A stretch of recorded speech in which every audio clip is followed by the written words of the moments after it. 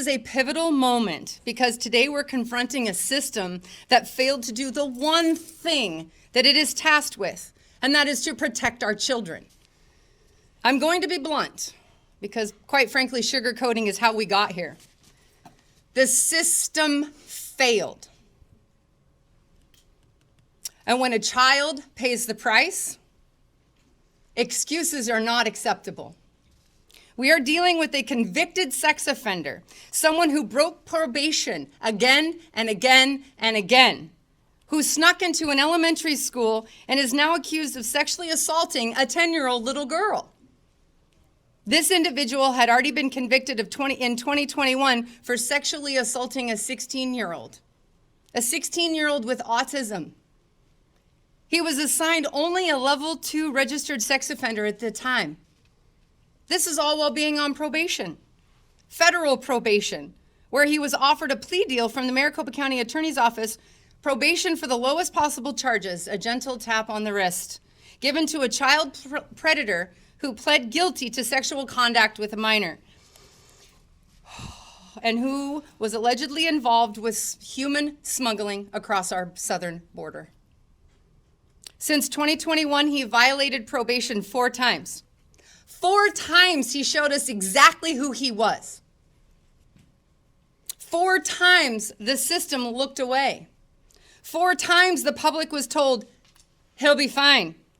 And then just days after being reinstated to the intensive probation supervision for his 4th violation, he was able to sneak into a school building, undetected, unchecked, unchallenged, where he pretended to be a doctor and allegedly lured this 10-year-old little girl into an empty classroom. That little girl, God bless her, if she ever feels safe again. His home was 2.1 miles from that campus. This was not an accident. This was not unpredictable. This was the result of a justice system that has forgotten its first duty, public safety before offender sympathy. So yes, we are asking every hard question. Why was this man still on probation? Why were repeated violations met with leniency? Why were warning signs ignored until a child was hurt? Again, parents deserve more than bureaucratic answers. Victims deserve more from the system that's established. Arizona deserves a system that actually enforces the law. That is why in the upcoming legislative session, this will be a top priority for me. No more passive supervision for these predators. No more guessing games, no more loopholes that sexual deviants, and make no bones about it, these are deviants. No more capability for them to slip through any loopholes. We're going to restore common sense. We're going to restore accountability. And we're going to restore the principle that protecting children is non-negotiable. We will pursue reforms that ensure uniform, tough, mandatory responses to violations, public reporting with no secrecy. You hurt a child, you do not get to hide anymore. Independent oversight of high-risk offenders, suspensions, supervisions, this is non-negotiable. A system where predators lose rights before children lose safety, that's a system that we are going to ensure is in place for every Arizona citizen. Let me be perfectly clear. We will not tolerate a justice system that coddles offenders while families pay the price. We will not allow dangerous individuals to be given chance after chance after chance.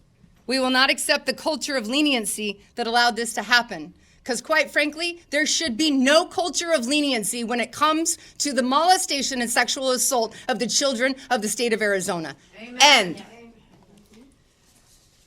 this is the line. This is the moment that we say no more. And to the lawmakers that are ready to stand with me, to the law enforcement that I know is ready to act, and to the families across this state demanding real change, thank you. Your voices are being heard, and we are unified. I'm ready to champion bold, unapologetic reforms that prioritize Arizona families. However, I believe it's crucial to hold accountable and call for the termination of the probation officers, the probation officer supervisors, and anyone else that was involved in allowing this repeat offender to act as a predator, strike again, and rob an innocent child. She will no longer have a normal life. That's unacceptable. We will fix this.